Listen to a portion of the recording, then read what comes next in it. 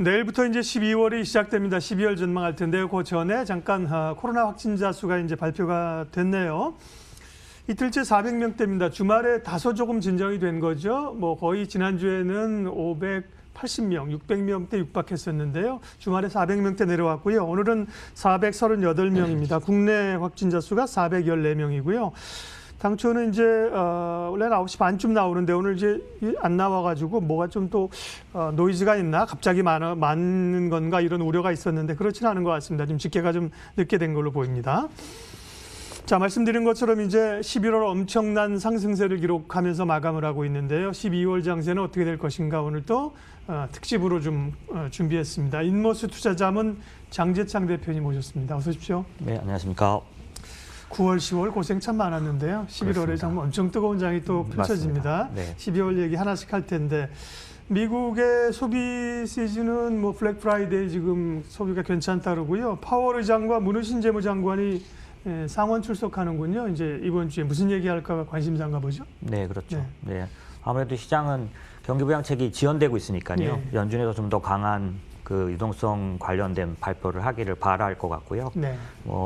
그런데 저희가 보기에는 이제 그런 뉴스가 나오기는 어렵겠다라는 생각을 갖고 있습니다. 그렇죠. 예. 지금 아무래도 뭐 파월 의장은 이제 의회에서 좀 공을 받으라는 거잖아요. 그렇죠. 그리고 이제 사실은 뭐 문우신 재무장관이야 이제 집에 갈 뿐이라 뭘 적극적으로 얘기하기 좀 어려운 거잖아요. 맞습니다. 예. 네.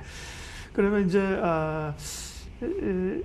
전반적으로 기대하기는 좀 어려울 것 같다는 말씀을 하신 것 같고요.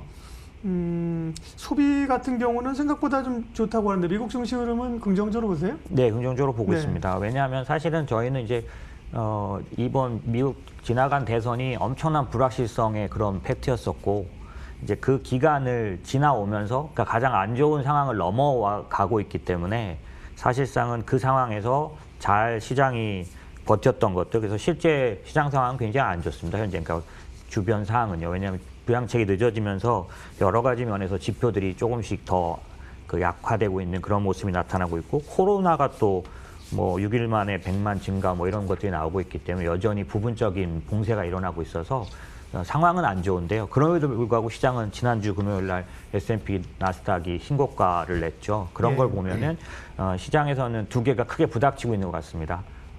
상당히 좀 안 좋아진 것 때문에 차익 실현하는 데와 그렇지만 그걸 건너고 나면 기다리고 있는 그 좋은 시장에 대한 기대감들이 부닥치면서 향후에도 이제 한 달 정도는 그런 어떤 그 향방의 싸움에서 일어날 것 같고요. 오히려 그렇지만 1월 이후에 주어지는 시장에 대한 어떤 기대감이 워낙 뚜렷해지고 있기 때문에 예를 들면 부정적인 변수가 좀 많이 해결돼 가고 있습니다. 트럼프가 구체적인 포기 의사를 보임으로 해서 네. 정치적 불확실성이 이제 없어지는 부분도 생겼고요. 뿐만 아니라 이제 자연 옐런이 재무장관 들어오면서 상당 부분 시장이 두려워하는 금리 인상이나 뭐 이런 부분들에 대해서나 이런 것에 대한 어떤 우려감도 지나가고 있고 또 백신도 사실 아스트라제네카 문제가 약간 불거지긴 했지만 전체적으로 12월 중순에는 나올 걸로 보여지는 이런 뚜렷한 이런 소식들이 있기 때문에 제가 보기에 이제 그 추수감사절 이후에 시장이 아주 좋지는 못할 것 같고요. 하지만 기대감이나 이런 것들이 부닥치면서 지수를 지켜나가고 아주 나쁘게 크게 빠지지는 않을. 그렇지만 이제 본격적인 상승은 제가 보기엔 1월 초 중순 넘어가는 그 부양책 이후가 될 걸로 보고 있습니다. 무엇보다 이제 달러의 향방이 중요하잖아요. 네, 지금 이제 달러가 그렇습니다. 추가적으로 더 약세로 갈 수 있는가가 미국 주식 시장뿐만 아니라 이머징 시장, 우리 시장이 굉장히 중요한데요. 네. 이제 약세 기조는 맞는데 상당 부분 좀 내려왔다는 그런 우려들이 있는 거잖아요. 맞습니다. 금값도 약하고요. 금이나 뭐 달러 전망해 주세요. 네. 달러 같은 경우에는 사실 그 코로나 때 103에서 최근 90일까지 내려왔기 때문에 통화 측면에서 보면 사실 폭락 수준이고요. 그러네요. 예, 네. 전체 숫자는 12%밖에 안 나오지만 제대로 계산하면은 20%가 넘어가는 하락을 했습니다. 이런 경우는 10년 내에도 잘 없었던 하락이라서 간단히 말씀드리면 달러가 이런 식으로 일방적으로 하락하지는 않을 거로 보고 있습니다. 시티그룹 같은 데서는 내년도에도 20% 하락을 얘기하지만 그렇지 않은 팩트들을 저희는 보고 있는데요. 그러니까 달러 약세 요인들은 많이 들으셔서 아실 거고요. 그렇지 않은 요인만, 저희가 보는 요인만 말씀을 드리면, 사실 지금 달러 약세가 된 요인이 바이든 대통령이 당선되고 옐런이 들어오면서 좀 많이 강화됐습니다. 왜냐하면 이제 달러 약세 요인들이라고 봤던 거죠. 근데 저희가 지적하고 싶은 건 이겁니다. 그 좋은 요인들이 시장에 반영돼서 만약에 미국이 재정 부양책 같은 것들이 잘 진행돼서 경기 펀더먼털이 좋아지고 기업 실적이 좋아진다면 달러는 어떨 것이냐. 그때는 오히려 다른 나라들과 차별적인 상승을 보이면서 달러 강세 요인이 될 수 있는 거지 않습니까? 그래서 지금 현재 팩트를 보고는 달러 약세를 기대하는 거지만 사실 그게 실현되고 나면 달러는 또다시 강세 요인이 있다. 그렇기 때문에 내년도 전반적인 약세는 있지만 뭐 20%씩 빠지는 그런 걸 기대해서 뭔가 달러로부터 엑싯해야 되거나 이런 건 아니라고 본다. 다시 거꾸로 지금 같은 속도보다는 약화될 거로 본다. 이게 의견이고요. 금값 같은 경우에 시간이 갔으니까 이제 간단히 말씀드리면 금값이 2,000불을 갔던 때 어떤 요인이었나를 보는 게 필요한데요. 8월 달에 2,000불을 넘어서 3,000불 의견이 나올 때 가장 컸던 요인은 인플레이션 기대였습니다. 그런데 지금 현재 인플레이션 기대가 아예 없어졌다면 금값은 계속 하락하겠죠. 근데 제가 보기에는 시장에서 여러 가지 부양 요인이나 이런 것들이 발생한다면 또 백신이 여러 가지 면에서 효과를 낸다면 금리도 조금씩 꿈틀거리잖아요. 네, 맞습니다. 인플레이션 요인은 여전히 남아있기 때문에 금값은 밑도 없이 떨어지진 않을 거다. 그다음에 수급 요인에서 실제 수급 요인이 좀 반영을 하는데요. 예를 들면 지나간 2달 동안에 러시아하고 그다음에 터키, 우즈베키스탄 같은 데서 금 매도를 했습니다. 그러니까 이제 그 요인이 있었고 중국, 인도가 전체 금 실제 수요의 50% 이상 자유하는데 이쪽이 수요가 적어지고 있었는데 이게 반대로 좋아지고 있습니다. 그런 면에서는 금값이 어느 정도는 지지를 할 것 같고요. 그런 면에서 인플레이션을 기대하는 분들은 금을 버리지 않아야 된다라고 보고 있습니다. 예. 예, 이제 미국 시장의 그 추세들을 좀 얘기하려고 하는데요. 사실은 코로나 이전까지만 하더라도 또 미국의 그 기술주들이 소위 뭐 빵 주식이 엄청난 랠리를 가지 않았습니까? 근데 이제 코로나 이후의 회복 단계에선 지금의 시장은 테슬라가 시장의 아주 대장주로 떠오르고 있는 건데요.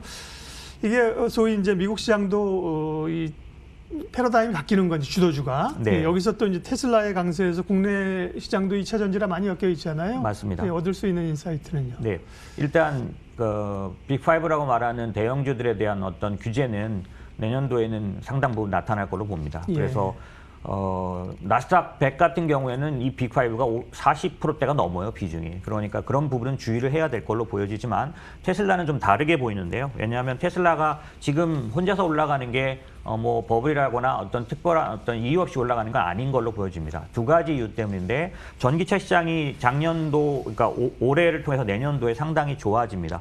특별히 유럽의 규제 정책적인 지원이 워낙 막강해서요. 지나간 올해 1월부터 9월까지 유럽에서 신장률이 58%입니다. 그렇게 되면은 2021년에도 상당히 유럽에서 많이 팔릴 수 있다는 거고요. 이게 이제 유럽만이 아니라 미국과 중국이 따라간다는 게 가장 큰 요인입니다. 미국도 CO2 관련돼서는 바이든 이후에 예전에 오바마 기준으로 돌아가기만 한다면 상당 부분 전기차 구매가 일어날 걸로 보여지고, 아시다시피 중국은 14차 5개년 계획 첫 번째 계획으로 전기차 계획을 발표할 정도로 전기차에 상당 부분 비중을 두고 있으니까 전기차 시장 자체가 상당히 커질 걸로 보여지는 첫 번째 요인이 있고, 테슬라 자체가 좋아 보이는 요인이 또 있습니다.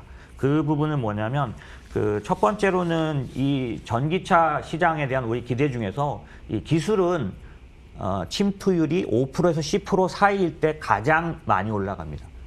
그런데 내년도가 전체 시장에서 한 4%, 5%대에 도달하는 시장으로 보여지기 때문에 실제적으로는 전기차 관련된 그 주제는 내년도에 상당히 활성화될 거다라는 부분이 있고, 그럴 때 테슬라는 어떤 위치를 갖고 있냐면 요번에 12월 말까지 이제 하고 있는 베타 테스트하는 FSD라는 자율주행 모델, 그게 워낙 각광을 받고 있기 때문에 전기차를 사면 우선적으로 테슬라를 선택하는 그 테슬라에 대한 선택도가 높아질 걸로 보여져서 테슬라에 관련된 어떤 관심은 계속 가져가시는 게 좋겠다, 이런 생각을 갖고 있고요.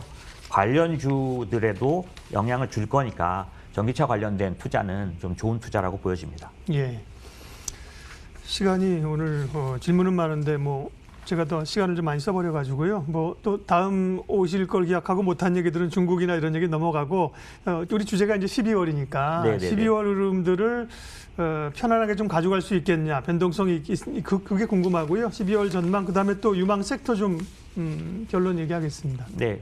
현재는 그 저희 시장 같은 경우 외국인 행보가 제일 중요하지 네. 않겠습니까? 근데 외국인들이 한국을 사는 모습이 과거에 그 이머징을 사기 전에 한국을 먼저 사는 모습에서 지금은 이머징을 산다기보다는 한국을 사는 모습이 뚜렷합니다.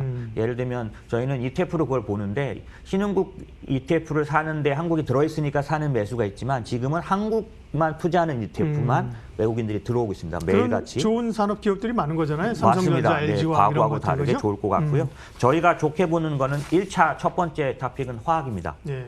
미국의 천연가스 관련된 그런 감소를 수혜를 입을 수 있는 실적이 가장 받쳐줄 걸로 보여지고요. 두 번째는 반도체입니다. 아마도 메모리 슈퍼사이클 얘기가 다시 나올 정도로 사이클이 돌아오고 있고 저희 나라는 반도체 그 부품이나 이런 비중이 높으니까 반도체를 좋게 보고 있고요. 백신이 좀 구체화된다면 CMO 역할을 한 전 세계 CMO 1등 회사가 우리나라에 있으니까요. CMO 관련해서 바이오를 저희가 적극적으로 추천합니다. 네. 결국은 이제 외국인이군요. 그러니까 키포인트는. 그 다음에 네, 이제 맞습니다. 그건 또 환율에 연관돼 있을 거고. 네, 근데 저희 나라 환율이 지금 강세인 이유가 자체 요인보다는 중국의 위안화 요인이 크기 때문에 위안화 요인이 그럼 장기적으로 그 강세일 거냐? 그럴 걸로 봅니다. 왜냐하면 중국은 해외 자금을 받아들이기 위해서 금융시장 개방을 지금 진행 중인데 그러려면 위안화 강세를 지켜줘야 되거든요. 그러니까 위안화가 강세 요인이 장기이기 때문에 저희는 원화 강세 요인도 좀 장기라고 보고 그렇기 때문에 외국인 매수가 지속될 걸로 보고 있습니다. 지금 대표님 말씀하신 뭐 화학이나 반도체나 뭐 대표적으로 업황이 좋아지는 쪽이고요. 맞습니다. CMO도 그런데 근데 이제 내년 큰 그림으로 보는데 단기적으로는 12월에는 이제 대형주보다는 좀 중소형주가 키 맞추기 이런 양상들이 좀 나타나고 있지 않습니까? 12월만 네, 종목 보면. 장세라고 볼 수 있습니다. 네, 그런 점에서는 지금 말씀하시는 거는 템포를 뭐 조금 천천히 가져가도 되겠네요. 대형주 같은 경우는 그렇고요. 네. 12월에는 또 전형적으로 기다리고 있는 게 저희 나라에서는 그 코스닥 쪽에서 주로 나타나는데 세금 때문에 팔았다가 사시는 일들이 예. 일어나니까 전체적인 시장에서는 아마도 대형주들은 매도가 좀 나올 수 있을 것 같고요. 말씀하신 중소형주는 온기가 중소형주로 가고 있고요. 전 세계 전체적인 트렌드가 중소형주가 살아나는 그러니까 실적 장세는 중소형주 장세입니다. 예. 그렇기 때문에 중소형주의 관심은 굉장히 높아야 된다고 보고 있고요. 네. 12월뿐만 아니라 뭐 이제 또 앞으로의 내년에 이제 어떤 그림을 그리면서 투자를 해야 될 것인가 오늘 인사이트를 얻었네요. 인모스 투자자문 장재창 대표님과 12월 전망했습니다. 고맙습니다. 감사합니다.